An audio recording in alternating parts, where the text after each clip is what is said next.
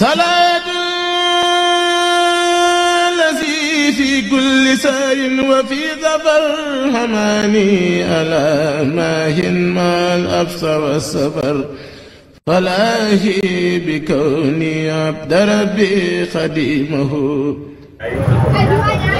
nuyu leen yéen ñëpp surtout suñu mbokk yi taskati xibaar yi nga xam ne tey teew ngeen fii ci Touba pour fekkee point de presse ministère de la santé et de l'action sociale ci initiative service national éducation et information pour la santé. Am ngeen fan yi ci ginnaaw madame le ministre ñëwoon na fi tey nag woon service ministère bi nga xam ne ñoo gën a engagé wu ci màggal gi rawatina service national d'hygiène le capitaine Fall Sarr moo fi teew suñu Fall directeur responsable régional du service ak docteur Wade bu SAMU ñoom aussi ñu teew fii ci SAMU national waaye SAMU bu Touba ñoom tamit danañu leer madame MCD mi ngi woon ci yoon wi waaye xam ngeen ne comme xat na te ñii tamit seen liggéey mayu leen ñuy toog du yàgg moo taxoon mën nañu tàmbali déclaration bi mën naa ko lire rapidement en français suñu paree dinaa jox kàddu tamit Birahim Thiam responsable du suivi évaluation SNEIPS mu def rapidement un résumé action de sensibilisation yi nga xam ne SNEIPS déroulé na ko ci màggal gi fan yi après ñu jox Michel Sagna au nom des partenaires ñu placé un mot ñu paree ñu jox service national d'hygiène capitaine Sarr ñu def le point après SAMU intervenir ñoom tamit def le point li ngi ñuy liggéey ci màggal gi su ko defee ñu jox donc journaliste yi bu amee ay laaj bu ngeen ko bëgg a laaj parce que ñoom ñooy service technique bu ministère bi pharmacie nationale ñoom it ñu ngi ci yoon wi déplacement bi xaw na jafe rek waaye bu ñu sañoon ñëpp teew waaye ñaari service yi ñoom te capitaine Sarr au-delà de son statut service d'hygiène mën na wax sax au nom de la région médicale parce que c'est notre doyen également et il a l'expérience de porter la voix de la région médicale. Je viens de rapprocher léegi avec docteur Dieng mu ne ma comme sëñ Fallou nga ko rek mën ngeen a tàmbali parce que liggéey day xat lui il est notre doyen et il a l'expertise du Magal. Il faut parler de façon transversale pour tout le ministère. Représentant également des rédactions présentes à Touba pour les besoins de la couverture du Magal, je voudrais, à l'entame de mon propos, au nom de Madame le ministre de la Santé et de l'Action sociale, formuler nos différentes prières à l'endroit de Serigne Mountakha Bassirou Mbacké, khalife général des Mourides. Donc tout le ministère de la Santé, par ma voix, lui souhaite encore longue vie devant toute la communauté mouride du Sénégal et de la diaspora. Cette conférence de presse conjointe s'inscrit en droite ligne de la visite que Madame le ministre de la Santé et de l'Action sociale, Dr Marie-Khemesse Ngom Ndiaye, a effectué le mardi 6 septembre 2022 à Touba en vue de s'enquérir de la qualité du dispositif sanitaire mis en place dans le cadre de la célébration du Grand Magal. Elle regroupe l'ensemble des services du ministère de la Santé, comme je l'ai dit tout à l'heure, impliqués dans la couverture sanitaire du Magal, en collaboration avec le service national de l'hygiène, le service national de l'éducation et de l'information SNEIPS que j'ai l'honneur de diriger. Je voudrais aussi saluer tous les collaborateurs du SNEIPS mobilisés pour le Magal et qui sont ici présents. Le SNEIPS donc, comme vous le connaissez, bras technique du ministère, gère la CREC. Nous sommes aujourd'hui donc, c'est ce qui explique la présence à mes côtés des représentants du service national d'hygiène, du SAMU national, de la pharmacie nationale d'approvisionnement, du programme national de lutte contre le paludisme, Dr Sen, qui nous a doté en moustiquaires que nous avons distribué aux populations, la région médicale de Diourbel, les médecins chefs de district sanitaire de Mbacké et Touba, les directeurs des hôpitaux Amadou Khadim, Matlaboul Fawzeyni et Ndamatou. L'objectif de cette conférence de presse est de vous présenter de façon plus détaillée le dispositif sanitaire mis en place ainsi que les moyens déployés par le ministère pour couvrir l'ensemble des besoins sanitaires dans le cadre du Magal. Comme vous le savez sans doute, le Grand Magal traîne tous les ans entre 3 et 4 visiteurs qui séjournent dans la ville sainte de Touba. La présente édition, comme celle de 2020 et 2021, s'organise dans un contexte particulier marqué par la persistance de la pandémie à Covid-19, le niveau de couverture vaccinale contre la Covid-19 relativement faible encore dans notre région, la faible appropriation des mesures barrières par les populations, la mise en veille des CTE, absence donc de cas éligibles à la prise en charge au niveau Ahmadoul Khadim, Matlaboul Fawzeyni et Ndamatou. L'objectif de cette conférence de presse est de vous présenter de façon plus détaillée le dispositif sanitaire mis en place ainsi que les moyens déployés par le ministère pour couvrir l'ensemble des besoins sanitaires dans le cadre du Magal. Comme vous le savez sans doute, le Grand Magal draine tous les ans entre 3 et 4 visiteurs qui séjournent dans la ville sainte de Touba. La présente édition, comme celle de 2020 et 2021, s'organise dans un contexte particulier marqué par la persistance de la pandémie à Covid-19, le niveau de couverture vaccinale contre la Covid-19 relativement faible encore dans notre région, la faible appropriation des mesures barrières par les populations, la mise en veille des CTE, absence donc de cas éligibles à la prise en charge au niveau des CTE, l'avènement dans la zone nord du pays de cas de fièvre hémorragique Crimée-Congo, l'hivernage avec des risques sanitaires liés aux inondations, maladies du péril fécal, paludisme, dengue, etc. Vous avez vu que hier également le bon Dieu nous a gratifié d'une pluie dans la soirée. Ce contexte particulier exige une préparation rigoureuse axée sur une bonne planification, une bonne coordination et un bon suivi de la mise en œuvre des activités. C'est ainsi que le ministère de la Santé et de l'Action sociale, à travers ses différentes directions et services et la région médicale de Diourbel, a mis en place un important dispositif sanitaire qui se présente comme suit. 168 points de prestation dans la région, dont 132 dans le district de Touba, 6353 agents de santé mobilisés, 28 ambulances, 4 camions mobiles de consultation, 3250 relais communautaires et Badjenogon, 35 agents de communication sanitaire, SNEPS, vous les voyez, qui sont encore avec nous, dotation en médicaments d'une valeur de 62 457 216 francs. Voilà globalement, chers amis de la presse nationale, quelques chiffres résumant le dispositif mis en place, en attendant de revenir avec mes collègues ici présents sur les détails techniques que vous ne manquerez certainement pas de soulever lors de votre présente prise de parole. Je vous remercie, chers collègues, également membres de la presse, pour votre aimable présence. Voilà donc en français le texte liminaire que nous avons voulu associer. lépp li nga xam ne tey ministère de la santé xam ngeen ne magal gi day événement bu mag population yu bëri di ñëw ci Touba loolu moo tax avant magal gi di ñëw ci réunion yi nga xam ne moom la ñuy def muy CDD muy CRD mais également réunion nationale bi ministère de la santé mobilisé wu na ci faj gi tey nag dañu daje fii nga xam ne ci le service national éducation information def dalam profité ci occasion bi sant le comité d'organisation de Touba Serigne Ousmane Mbacké ak ñëpp ñi nga xam ne ñoo ko yor li ñu jàppale ba ñu mën a am fii bu ñu mën a teg suñuy tànk loolu moo tax tey ñu teew fii service yi nga xam ne nag ñoo gën a impliqué wu ci organisation magal gi tey ñoo fi teew muy service national d'hygiène ak capitaine Fallou Sarr xam nga service d'hygiène ñoom avant magal gi ñëw nañ sëñ Fallou bu jëlee parole dana ci gën a ñëw ci li leer fii tamit am na fi service santé national nga xam ne ñoom it bu docteur Wade jëlee parole léegi dana ko gën a leeral ñoom ñooy saytu ambulance yooyu nga xam ne ñooy faj doomu aadama yi ak ñun suñu service nga xam ne depuis 5 jours tamit ñi ngi fii di def ay action de sensibilisation communautaire Birahim Thiam dina ci dellu si léegi ci résumé loolu moo waral tey point de presse bi ñu sant journalistes yi nga xam ne ñoo fi teew yéen ñëpp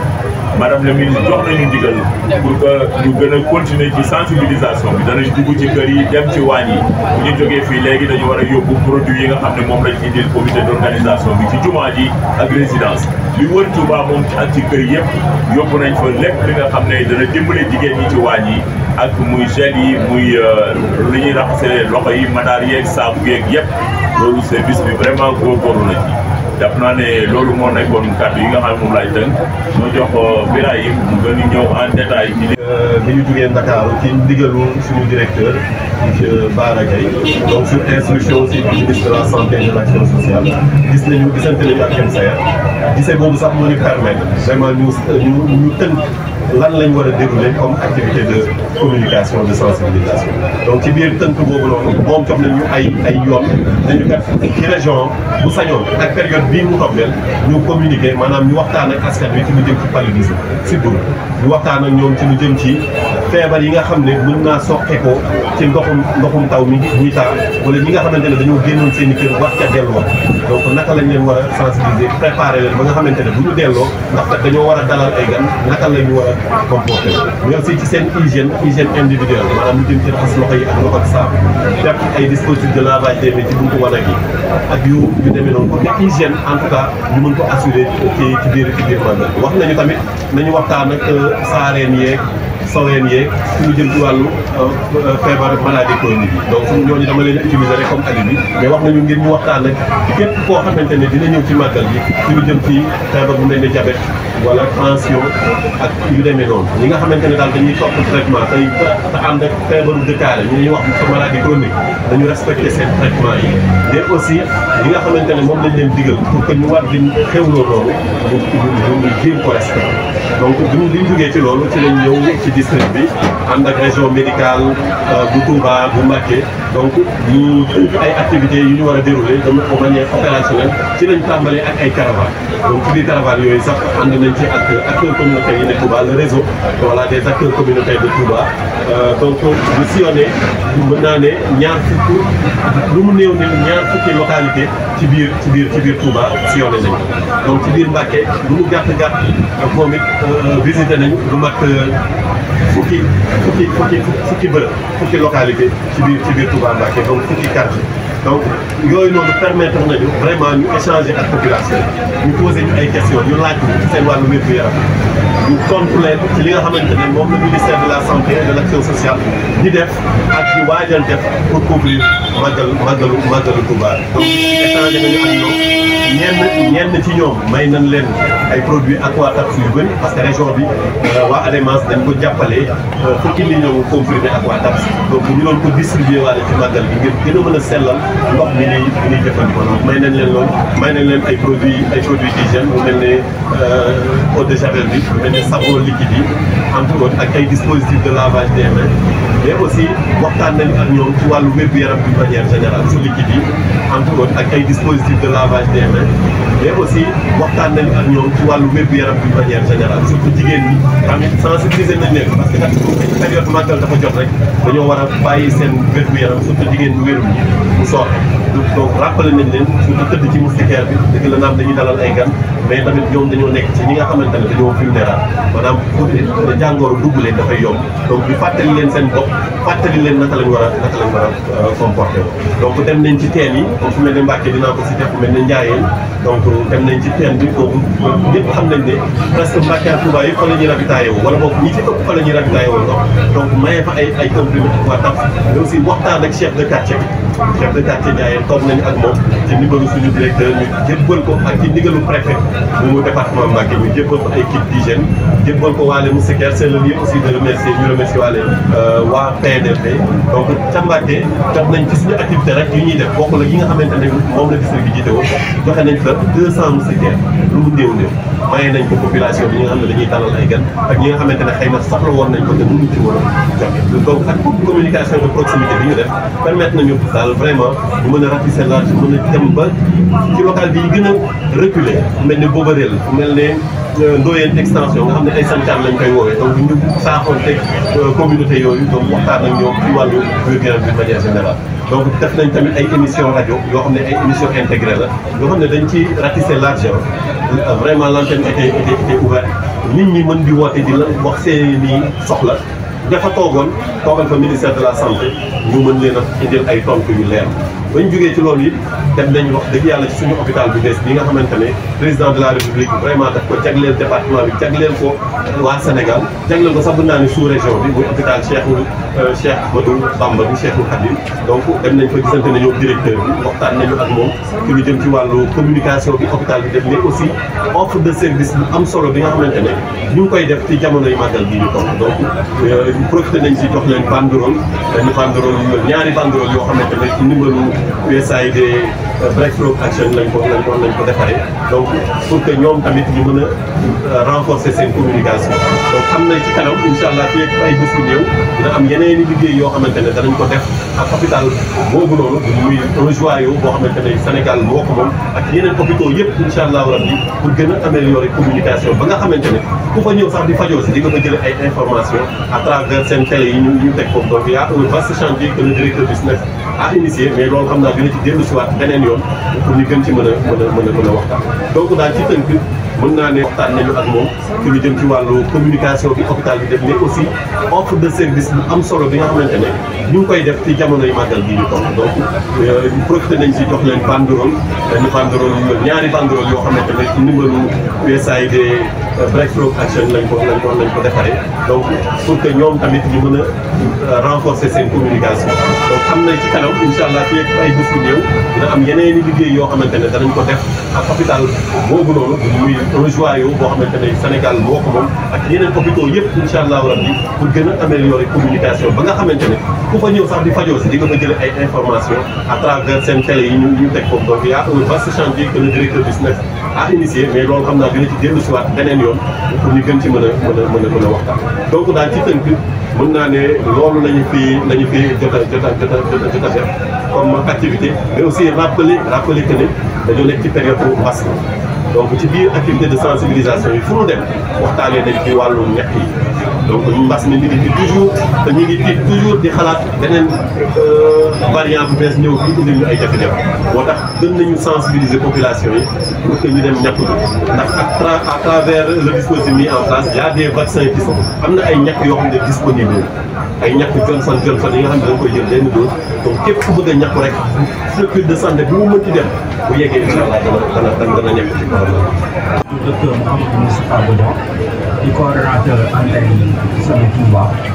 di antenne Sami régional. donc diggante démb ak tey ñuy gën a jot ci ay appel mooy ay accident de la voie publique. jot nañu ay appel yu bëri nag si diggante axe Dakar Touba bi mais tamit ci diggante axe Daaru Muxti Touba muy axe yoo xamante ni nit ñi dañ fay jóge yu bëree te du ñàkk yenn saa yi dina am ay accident yoo xamante ni tamit yu grave lay doon si biir Touba bi tamit ñëpp xam ne ni trafic bi bëri na trafic bi métti na tamit ndax ñëpp koy jaxasoo muy oto yi muy piéton yi muy charrette yi. donc foofu si biir dëkk bi tamit interpellé nañu si lu bëri si ay accident de la voie publique yu am. ñu ngi interpellé tamit si biir kër yi xam ngeen tamit def bi dëkk bi dafay métti. donc personnes âgées yi ak des personnes yoo xam ne mënuñu dem à domicile du moins si établissement public de santé yi wala si centre de santé yi wala si poste de santé yi ñooñu tamit dañuy interpeller su lu mel ni consultation à domicile wala su lu mel ni urgence mais lépp rek dañ koy lëkkaloo ak waa région médicale ak dispositif bu ñuy def si moo xam si poste médico avancé yi moo xam si hôpitaux yi la moo xam si centre de santé yi wala si poste de santé yi donc loolu yëpp dañ koy lëkkaloo ak ñoom di si lëkkaloo tamit ak brigade nationale des sapeurs pompiers nga xamante ni ñoom dañuy jàppale bu baax si lépp loo xamante ni mooy alerte ak signalement accident yu am si voie publique donc si tënk rek li ñu mën a wax rek mooy accident de la voie publique dañoo gën a am comme appel ak ay consultation à domicile pour ay urgence yoo xamante ni nit ki mënul jóge këram ak ay propres moyens parce que peut-être dem ngeen bu métti la te mu soxla assistance ba hôpital. chiffres yi def nañu 4 sorties démb yoo xamante ni benn bi sax si axe bii la si base bi la maanaam tali bu jàkkaarloo base bi jox nañ ci benn intervention boo xamante ni ñu ñoo ko nekkoon sur place conditionné malade bi woo structure bu mun a def rajo bi yeeg yooyu ba ñuy diagnostiqué et tout. def nañu tamit yeneen intervention à domicile si benn patient boo xamante ne moo ngi doon présenté benn détresse respiratoire mooy boo xamante ne dafa amoon jafe-jafe pour mooy xam nga ni période bi ñu nekk période hivernale bi la ak ñii nañoo seen des yooyu yëpp donc maladie yenn yu si mel ni ay asthmatique yi yooyu tamit dañuy manifesté wu. def nañu tamit benn intervention en photo ñu doon jógee si intervention boobu benn oto bu ëpp benn piéton donc ñu tombé woon ci biir doon dellu si régulé nañu tamit benn place boo xamante ne accident si axe Daaru Muxti la donc ñun ñoo ko yëg parce que bu brigade nationale sax boppam bi bu ñu ko jëlee ba pare dañ ko yóbbu directement si centre de santé bi donc ñu soxla woon benn prise en charge hospitalière donc loolu ñu ñoo ko prendre en charge donc si tënk rek loolu lañ si mën ak service bu ñuy proposé parce que ñëpp xam nañ numéro vert la numéro boo xamante ne doo fay dara te dafa disponible 24 heures sur 24 7 jours sur 7 donc am na ñuy si gën a bëri ñoo xamante ne peut-être ñàkk xam la peut-être tamit matet la dañuy woote si numéro bi yenn saa yi di wax lu bokk la dara service bi ñuy liggéey donc loolu nag danger lu tax mu nekk danger parce que moment bi ngay woote keneen peut-être moo ngi présenté benn détresse respiratoire wala keneen moo ngi accidenté la muy dugg si ligne bi dugg si ligne donc loolu day saturé ligne bi bu saturé ligne bi vraie urgence yi dinañ mën a jël donc zone bii nag loolu lañ si nemmeeku même en dehors de Magal xam naa ne moom dañuy gën a renforcer communication bi pour que population bi xam lan mooy njëriñ ligne bi di ligne 15 bu xam ñëpp xam nañ bu ay jaaxal affaire de vie ou de mort maanaam bakkan affaire de bakkan la tey ñun ñëpp war nañ si mën a jàpp donc loolu la donc ñun am nañu nag ay dispositifs en interne yoo xam ne mën nañu filtrer affaire yi ba wàññi ko maanaam peut-être def ko si liste rouge mais liste rouge moom tamit danger bi mooy parce que bu dugalee sa numéro liste rouge parce que boo amee urgence boobu laa tey dugg si serveur bi boo mën a dugg donc loolu danger la donc ñu si gën a ñaaxaat dinañ gën a ñaaxaat rek ñu jël si bàyyi xel fausse alerte waaw fausse alerte tamit day def si yenn saa yi tamit da ngay wax maanaam am na accident barab sàngam daal di déplacé wu daal di dem fekk ni fausse alerte la donc loolu yëpp tamit mobiliser logistique mobiliser personnel mobiliser yëpp service yëpp compétence yëpp ñu dem ba foofu nekk tey ay caaxaan donc loolu yëpp tamit dañ ko war a moytu dañ ko war a xoolaat bu baax te xam na ni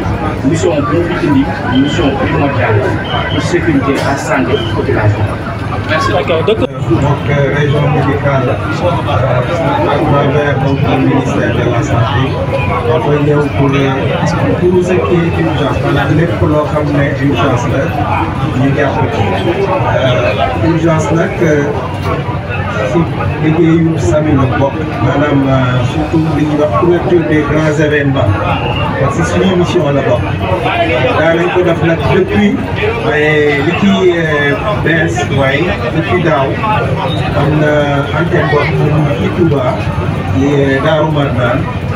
moom docteur Boya mi nekk ni sax jox na mooy coordonnateur bi donc pour mën a jege population yi lépp lu ñu soxla ci urgence bi mën ci bokk wala mën ko saafara ci màggal 2022 bi nag dañoo def dispositif bu am solo boo xam ne moo commencé ci Dakar si nga xam ne yëpp sami décentralisé la commencé Dakar moom ba base ba ñoom ñëpp ils sont en astreinte donc lépp loo xam ne soxla nañ ko si urgence loo xam ne ñëpp ñoo ko war a reléguer sur les axes nañ ko def ñu sur Diourbel bi donc tout ce qui est maanaam mën naa wax ne pôle territoire sax lay wax parce que am nañ ne Touba ak si yoonu Sélébé yoon la donc yu bari fii la ñuy jaar donc fii ba Matam lépp lu ci am mën nañ ci dox lu dem ci route Diourbel bi maanaam daal mu si jëm kaw foofu mu nekk côté Louga sax si la ñuy danañ ci dox benn ak su Kaolack bi moom am na antenne boo xam ne moo nekk foofu moom mooy couvrir Fatick Kaffrine ak Kaolack donc foofu tamit donc mettre nañu dispositif bi nga xam ne médecins yi ñëpp nekk en astreinte pour mun a couvrir urgence yi surtout accident yi nga xam ne yenn saa yi dana indi ay blessés yu grave yoo xam ne war nañ leen mën a yóbbu avec un transport médicalisé vers structures yi nga xam ne ñoom ñooy li ñuy wax structure de référence mais hôpitaux yi nga xam ne ñoom ñoo leen recevoir li ci ëpp solo mooy hôpitaux yi day fekk bu ñu ambulance yi yebee malade yi hôpitaux yi ñoom pare nañu déjà wala parce que ak régulation bi dinañ xam malade yi nga xam ne ñoo nekk ci ambulance yi ñoom ñoo war a ñëw ci hôpitaux yi de sorte que ñi leen war a recevoir pare nañu pour bu ñu excès rek ñu jël leen en charge donc dara di traité loolu aussi dina am solo la ci prise en charge lu beneen axe bi nga xam ne surtout accident yi nga xam ne yenn saa yi dana indi ay blessés yu grave yoo xam ne war nañ leen mën a yóbbu avec un transport médicalisé vers structures yi nga xam ne ñoom ñooy li ñuy wax structure de référence mais hôpitaux yi nga xam ne ñoom ñoo leen recevoir li ci ëpp solo mooy hôpitaux yi day fekk bu ñu ambulance yi yebee malade yi hôpitaux yi ñoom pare nañu déjà wala parce que ak régulation bi dinañ xam malade yi nga xam ne ñoo nekk ci ambulance yi ñoom ñoo war a ñëw ci hôpitaux yi de sorte que ñi leen war a recevoir pare nañu pour bu ñu excès rek ñu jël leen en charge donc dara di traité loolu aussi dina am solo la ci prise en charge lu beneen axe bi nga xam ne ñu ngi ci tamit mooy axe Saint-Louis bi ñu fay jógee tamit ñi nga xam ne ñu ngi jaaree côté Louga yooyu yëpp am na antenne boo xam ne mu ngi foofu ñooñu tamit même dispositif lañ leen wax ñu pare lépp loo xam ne war nañ ko apporter ci urgence ñu dox ko ñoom en collaboration avec établissement de santé yi nga xam ne ñoo nekk ci secteur yooyu yëpp donc ci tënk daal nañ wax ne dispositif bu am solo lañu taxawal pour mun a gérer lépp loo xam ne urgence mu ngi ci ay en collaboration naturellement avec les pompiers parce que pompiers yi ci boppam tamit dañuy liggéey ak ñoom même fii ci Touba am na au niveau du centre de réception des régulations des appels bi nga xam ne 15 lañ koy jotee pompiers yi ñu nga fa ak ñoom li def liggéey boo xam ne appel bu ñu munti jot ñu jéem ko saafara jox ko maanaam solution bi nga xam ne moo ci gën looloo tax daal SAMU national moom kii màggal bi mu taxaw ak moyens yi nga xam ne moom la yore ak moyens yi nga xam ne état jox na ko aussi pour mën a fëtali population yi rapproché wu des populations jox leen li nga xam ne moom mooy solution ci tout ce qui est urgence xam naa ne peut-être pour maillage bi loolu lu am la maanaam si commencement bi sax toujours ñun 2 jours à l'avance ak 2 jours après toujours ñu ngi fi te innovation bi dana tax sax même ñun buñ fi nekkoon tamit tamit mu ngi fi toujours maanaam docteur Boyan bi dana fexe ba ñu lépp loo xam ne ñun mën nañ ko apporter ci population yi en matière de jox ko liggéeyu docteur yi ni ñu ko wàññee mooy fexe ba ñii daanu feebar wala yooyu waa mbooloo mi fi teew maa ngi leen di nuyu muy waa Sénat ñu jiital ci Mamadou Lamine Bara Gaye ak ñi ma àndal ñëpp ak sama naataangoo yi ma fi nekkal waa SAMU ak personnel bi nekk mais aussi di nuyu ak sargal waa taskati xibaar yi nga jàkkaarloo nga xam ni li may àddu ngeen koy dégg ñoo tax ngeen jot ci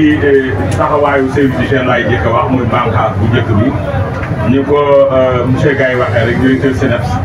dañuy yëkkat suñu kàddu ci ndigalul ministre de la santé et de l'action sociale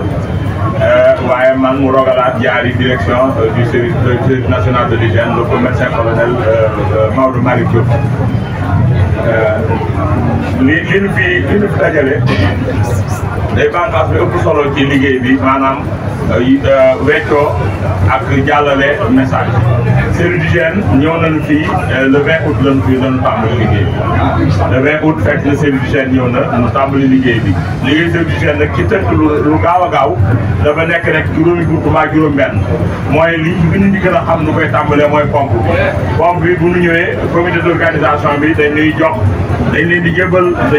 matériel bi ni leen oto yaa ngi nii produit yaa ngi nii agent yaa ngi nii sunu bunt ci comité d'organisation bi nga xam ne sëñ Cheikh Abi mooy président commission santé hygiène et action sociale moom it mu jël ñu teg ci loxol sëñ Mbacke Abdourahmane bi nga xam ne moo yor hygiène ngoon su nekk dañ ko naan rek am na nangami oto nangami équipe jox ko équipe yooyu moom moo jël oto yooyu jox ko orienté leen ci kër xalifa yi xalifa bu nekk bu demee moom mooy def listam loolu moo nu noppal ba duñu toog ñun dikk naa nu pompe ngeen fekk pompe leen fii loolu noppi na ci tënk dugg nañ ci lu mat ñaari junniy kër ak juróomi téeméeri kër yoo xam ni ci seen ndigal ñoom lañ ko pompe wala yeneen barab yoo xam ne mi ngi mel ne jumaa ju mag ji mi ngi mel ne résidence Khadim Rassoul yi mi ngi mel ne aussi lu toll ci téeméeri jàkka ak morgue yi nga xam ne ñoo nekk Bakaya moo nekk Bakaya ak bu nekk ci armée yu jëkk yi ak daara yu bari daara yi ma ëpp nañ téeméeri daara ñoom ci gàttal daal ci ñetti junniy barab dugg nañ fi ci weeru paalu pompe boobu nga xam ni agents yi dañuy dugg ci biir moom lañ tuddee aspersion intradomiciliaire loolu mooy benn pàccu xeex weñ yi ak yooyu ak anticipation bi jàngoro yi beneen bi ci des mooy comme dugg na ci kër yëpp mottali bi moo doon oto yi dem am na ñetti guddi yoo xam ni guddi bu nekk ñetti oto génn nañu ñu buudalee dëkk bi wër ko bu ko defee ñu wàññi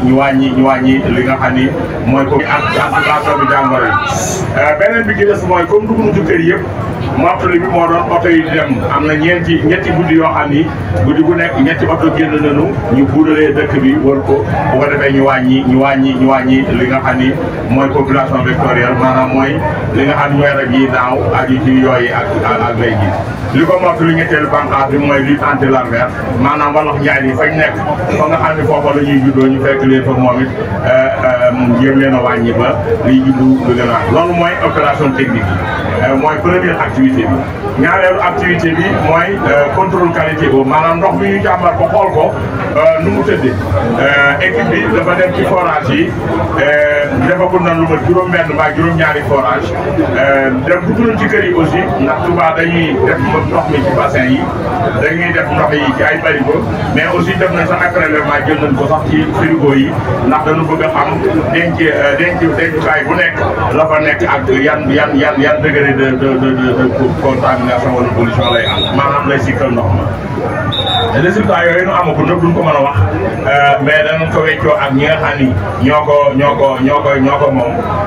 matuwaay yi nga xam ne war na moom lañ war a jël pour jël muy mesure correctrice yi muy li aju ci forage yi ak li aju ci biir kër yi yooyu yëpp aussi dañ ko waxtaane muy ay message am na sax ay BAD yoo xam ne visite à domicile yoo xam ni am nañu ay relais yu ñu formé ñu ngi ci loolu dañ ko yóbbaale contrôle qualité eau boobu ñaareelu bànqaasam mooy camion yi nga xam ni état bi jël na ko jox comité d'organisation bi te mu jël ndox yi di ko yóbbu ñu koy wàllax ndiku di ko sotti ak yi ñoom camion yooyu aussi bi ñëwee bi daataan tàmbali liggéey bi noo fa dem xool ko yabal ndaw ñu xool ko yan ñoo ci war a man liggéey bi ak yan ñoo ko mënul wax ndax nawet bi xam nga am na ci camion yu bëri yoo xam ne ndox la ñuy def waaye dañuy jóge ci chantier te camion bu jóge chantier nawet man naa mu jëloon ndox mu déeg ndax fu mu gën a jege ndox am fa bu mën a utiliser ci chantier yi dañ koy daal di jël moo tax yu ci bëri bi ñu leen xoolee am na ci bëri jàll mais am na ci yoo xam ne leen a téye ni leen nañ defaraat am na ci yoo xam ne moom dañ leen rek mu leen dund jàll loolu mooy ndox bi ñetteelu bànqaas bi mooy camion yeneen yi nga xam ne aussi état bi da ko ñëw jox ko comité d'organisation bi te ñu ngi dëkk yi camion vidange yi yooyu tamit am na équipe bu leen topp boo xam ne ay moto la ñoom laata ñuy tàmbali leen xool nañ inspecté nañ leen ba nga xam ni amul luy topp amul luy seet ba étanchéité bi wóor na ndax ñoom am na ñoo xam ni dañ koy tey wala boog duñu ko tey waaye daal bu ñu duyee ba ñëw bala ñu àgg fañ ko yóbbu ca dépotoir ba genn wàll gi xeelee ko ci mbedd mi xam ngeen ni nag ndox mu génne ci fos sotti ci mbedd mi ak ni nit ñi mel ci mbedd mi gis ngeen ni day daal di indi jafe-jafe ci wàllu wér-gu-yaram ñooñu tamit ñu ngi leen di topp am na ci sax ñoo xam ne sax lañuy sax waaye comme ñun dañoo yor ak ni nit ñi mel ci mbedd mi gis ngeen ni day daal di indi jafe-jafe ci wàllu wér-gu-yaram ñooñu tamit ñu ngi leen di topp am na ci sax ñoo xam ne sax lañuy sax waaye comme ñun dañoo yor karawaas ñi nga xam ne xot nañ ka sant yi dañ leen a daal di appliquer police de l'hygiène teg leen daan yi ñu war a daal loolu mooy ñetteelu bànqaas bi beneen bànqaas bi ci des mooy saytu ñam yi ñuy jaay ci jam yi contrôle denrées alimentaires yi diggante biñ ko tàmbalee léegi toll na ci juróom-benni fan waaye génnee nañu lu ëpp bu 2 tonnes ci wàllu xeetu yi nga xam ne si moom mooy dugg ci bernde bi muy xeetu lekk ak xeetu daal yoo xam ni ëpp na 2 tonnes déjà valeur marchande bi aussi ëpp na 1,5 million ñi ngi ci biir waaye loolu dañuy daal di wax rek ni kenn ku ci ne na nga bàyyi xel ci li ngay jënd boo mun a jàng nañ la ko jàngal sa doom wala ñi daal sa kër nañ la xoolal te kenn ku ci gis lenn loo xam ne si lu nuru lu yàqu la tamit la woo service d'hygiène wala nga woo police sax bu ko jege wala gendarmerie wala service bu ko jege rek nañ leen daal di wax ñu jege fa ñun bu ñu ko yëgee ñëw def li ci des am na benn service boo xam ne aussi moom moo jëm ci waañ yi mooy mottu leen def rek ministère de la santé dafa matal yëpp léegi ci diraay wax na leen ko waaye moom li mu sant jaaba tax xam naa muy fokk waañ yi man waañ yi laa mujjee mais ni mu ko waxee lu am solo la ndax waañ yi comme dañu wax ni bis bi jàng alxuraan jàng xasaayit la julli ci yonent bi ak bernde bi la ñu mujjee waaye bernde bi dafa am solo kon bernde bi war nañu fexe ba non seulement li ñuy jënd ci jabi ni ma ko waxee léegi muy dëppoo yoon lu baax waaye aussi fañ koy defaree ñu gunge leen kon nañu koy defaree bu ci ay surtout yi nga xam ni dañu jaar ci sawara ñu doon leen a jëfandikoo moom la tubaab bi wax périodité muy salade verte xeet yi muy àndal muy jus yi nga xam ne si xeetu naan yi nga xam ne ñu bëree ñoo koy defal seen bopp yooyu yëpp dafa ànd ak farlu ak matuwaay yoo xam ne ki koy defar bu dee jëlul matuwaayam rek mën na noon am ay gàllankoor ni ko docteur wax doon waxee léegi ak kay li ñuy wax toxique infection alimentaire collective yàlla bu mu am maanaam njëkk ba yàgg rek ñu ni am na kër gu daanu daal boo xam ne ña nga daanu ñi ngay wàcc wala mbir yaa ngi daw yooyu loolu ko indi war nañ ci jàpp yéen ngeen jàpp ci benn ko saare si niveau bi rek mooy bi nga xam ni dafa transversal mooy sunu action communication bii nu toog jotaayu tey bi bokk na ci nu ci remercier encore une fois docteur Lamine Bara Gaye